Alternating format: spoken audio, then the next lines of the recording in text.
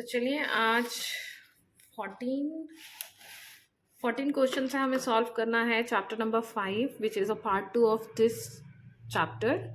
And अगर आपने part 1 नहीं देखा है तो आप मेरे चैनल में जाके देख सकते हैं। 14 मतलब क्वेश्चन नंबर 14 से स्टार्ट करने की जगह आप 1 to 13 पहले सॉल्व कर लीजिए। Hope it will be helpful for you.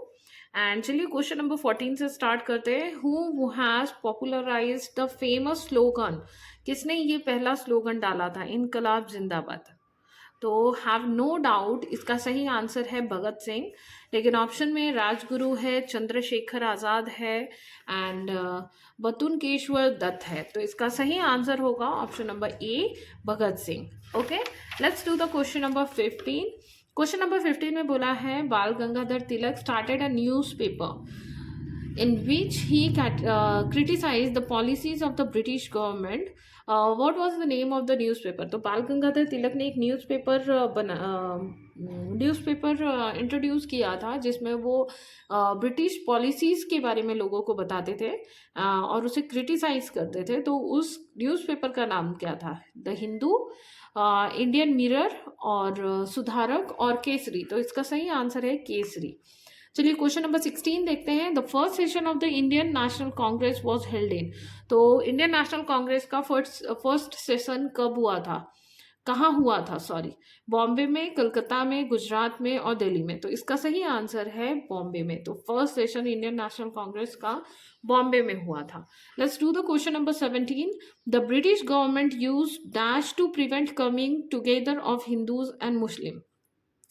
तो ब्रिटिश गवर्नमेंट कौन सी पॉलिसी यूज करते थे ताकि हिंदू एंड मुस्लिम एक साथ ना हो? तो वो क्या है? चार्टर एक्ट है, एल्बर्ट बिल है, रोल एक्ट है और policy of divide and rule है। तो ये बहुत ही ईजी है, डिवाइड एंड रूल। ये आज भी हम बहुत सारी बातों में बोलते हैं, चलो डिवाइड एंड रूल करते हैं। तो ये पॉलिसी ब्रिटिश ने स्टार्ट की थी जिसमें वो हिंदू एंड मुस्लिम को एक नहीं होने देते थे, क्योंकि वो मानते थे कि अगर मुस्लिम और हिंदू एक हो गए तो उनका यहाँ पे टिकना मुश्किल है। Let's do the question number 18। Which of the following is called the first war of independence. तो कौन से वॉर को फर्स्ट वर्ल्ड वॉर भी कहा जाता है? तो revolt of 1857 is the first world war of India. तो दूसरे ऑप्शन जो है वो द स्वदेशी मूवमेंट है, सिमोन कमीशन है, नॉन कॉपरेशन मूवमेंट है। तो नहीं, ये सब मूवमेंट इसलिए निकाले गए थे जब इंडियंस अगेंस्ट थे ब्रिटिश पॉलिसीज के ऊपर, तब जाके ये सारी चीज़ें निकाली गई थी। लेकिन revolt of 1857 is also known as the first world war of India. Now 19 का क्वेश्चन नंबर 19 है, who was the president at the first session of the Indian National Congress. तो इंडियन नेशनल कांग्रेस का जब first session हुआ था तो उस वक्त कौन प्रेसिडेंट थे?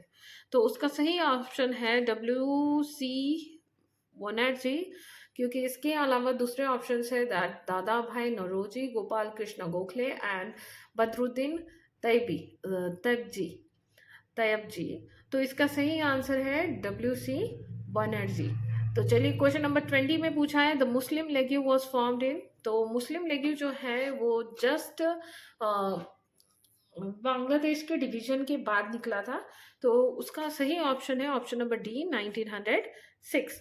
20 का करेक्ट आंसर होगा 1906। Okay, let's do the question number 21. Question number 21 is the achiever section. Which of the following statement are correct? कौन सा करेक्ट है ये पूछ रहा है। The East India Company set up first trade centre in Bombay. तो no, इसका सही आंसर है सूरत। तो ये होगा false. Okay, the French set up their own trading company and established themselves in Chandernagore in Bengal। तो ये ट्रू है। The Battle of Palse took place in 1757। No, it is wrong. The Battle of Buxar was won by Nawab. No. Question option number B है Battle of Palse took place in 1757। So this is true। And the Battle of Buxar was won by Nawab of Awadh। No, it is won by the Britishers। So option 2 and option 3 is the correct. So option B will be your correct answer. Okay, let's do the question number 22. Refer to the given word grid. अब हमें ये grid solve करना है and जो find out नहीं होगा that option will be correct answer. Okay, one of the state captured by the British by applying doctrine of lapse. तो सबसे पहला जो स्टेट उन्होंने कैप्चर किए थे वो है सातारा। तो सातारा यहाँ पे है, देखिए सातारा, सातारा। फिर उसके बाद है one of the prominent leader of revolt of 1857। 1857 का प्रोमिनेंट लीडर कौन थे? तो वो थे नाना साहेब, नाना साहेब। तो यहाँ है नाना साहेब, ये देखिए। East India company established as first trade centre here in India in सूरत। सूरत यहाँ पे ही है, सूरत। So I think option D will be your correct answer. Founder of the Indian National Congress, तो वो है एओ होमे,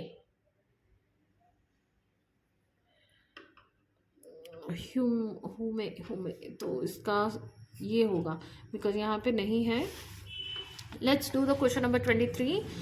What column 1 and column 2 are select the correct option? Okay, and select the correct option. Column 1, column 2. Non-cooperation movement. Non-cooperation movement 1920 में हुआ था. So this option is P. Gandhi ji come back to India from South Africa. 1950. Q.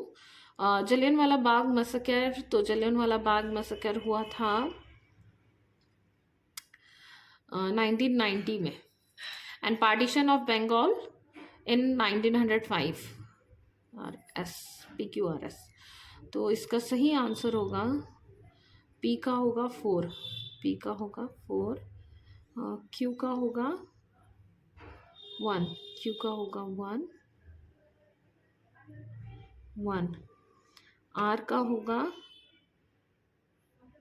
2, R का होगा 2। Option C will be your correct answer. Okay, let's do the question number 24। Question number 24 है read the given statement and state one are true and which one is false. Which ones are false? Jawaharlal Nehru was known as the frontier Gandhi. तो false है ये।